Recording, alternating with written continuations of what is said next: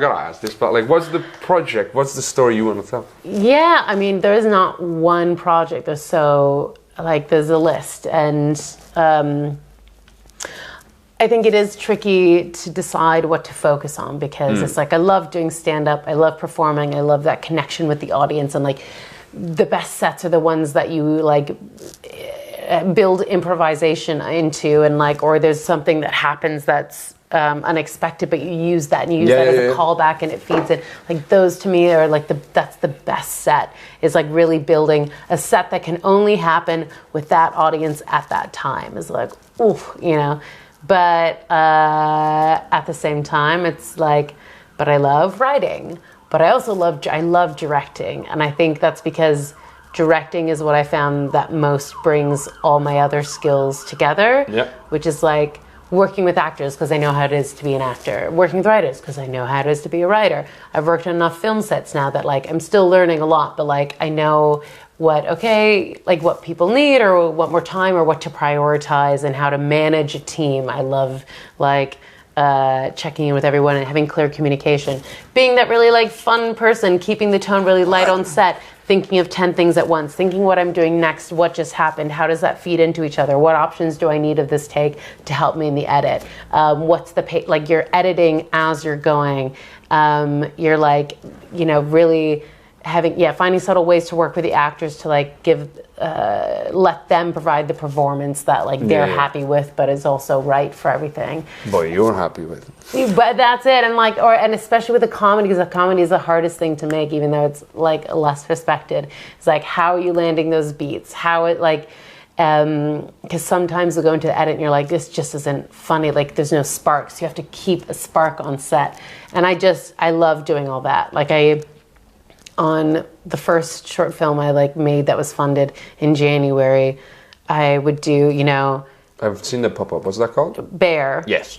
Doing 10 hours on set, and then coming home, you know, doing prep before that, coming home, doing prep for the next day, running lines because I'm also in it.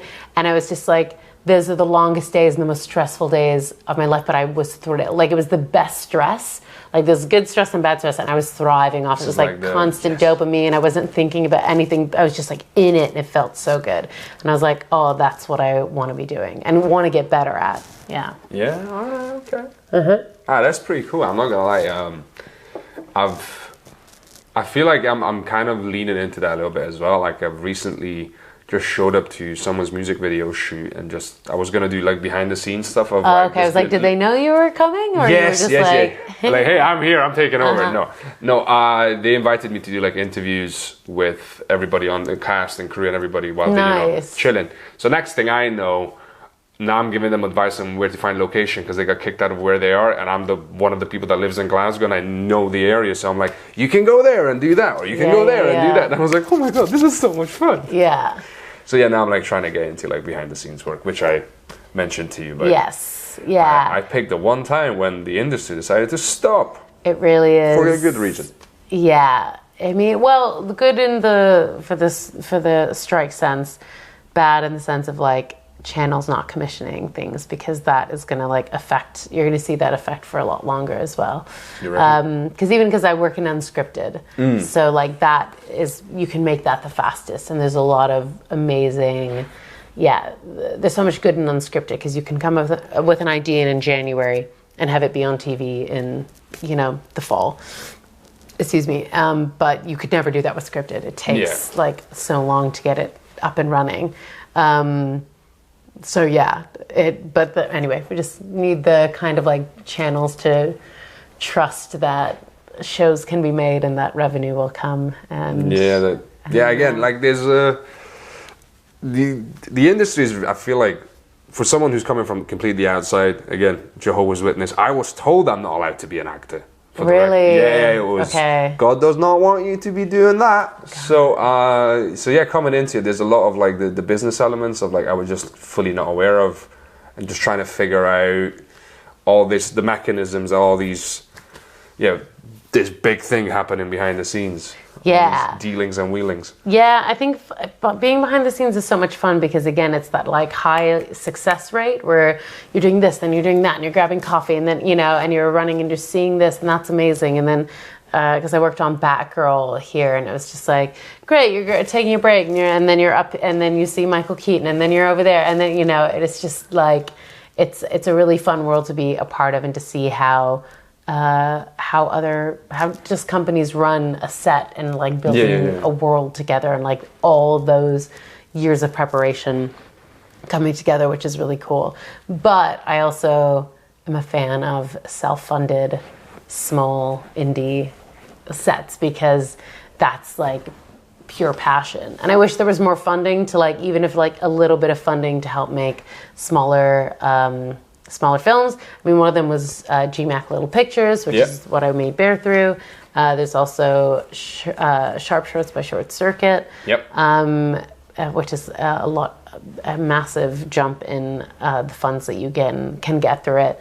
But I just wish there was more funding for the in-between phases, because having a smaller set, but like having more content being made and allowing people more practice, I think is really, really useful than being thrown in the deep end. Because like now, I think I've made like 4 or 5 short films so far this year, and then I have a couple coming in the fall. Oh, check you out! Yeah, and I'm so working hard. Thrilled and lucky and happy to like have met these great people who can join the team and be on it. But like I can notice the ways that I'm getting better in how many ways to like improve, whether that's set management or thinking about, like, I'm very much a performance person. When I'm watching something, I can be like, yeah, the shot's great, but we're not seeing, someone's emotion or face, or I don't buy that. And I think like for me, the performance is always the most important, because that's what you watch a show is for the emotions that you're going to have and attached to it. But now that it's like, okay, we can work with that and think of the visuals and like interesting ways to frame things. But even in that, I think finding someone you really like to work with is great. So I work a lot with my friend Chris, and he's definitely more of like the camera guy and thinking about, how to do a shot like this, because he did go to film school. And so I think I'm like doing a lot of catch up, but we bring such different skills to the table. I really love, again, like finding the people you can collaborate with and like speak with on such an earnest level, but know that there's love there, is like so but critical. Sometimes we're like, hurry the fucker. Yeah, or just because I write with him as well. So it's so much, it makes things go 10 times faster when you're like, we're best friends, so this is fine for me to go like, no, absolutely not. What the hell? And he can do the same. He'll be like, this is so exposition-y. I'll be like, all right.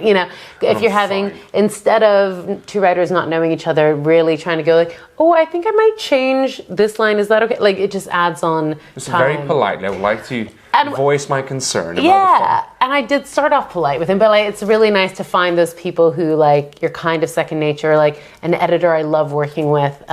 She's also a producer, Katie Malander. Like there's sometimes I've been editing with her. We'll watch a clip and I'll go, ooh, and she's like, yeah. And then without saying a word, she's like doing the specific thing that I was about to voice. And so you've got shorthand, you've got. It's not even this, like, it's just, you're like, wow, we just are like intuitively, notice the same thing. And it's so amazing to be like, she's already on it. Like this person knows, she gets it. She gets the story and like, and it's come out so well. So yeah, it's everyone just, having a good team is so essential. Yes, I agree. I got nothing to add. That rant.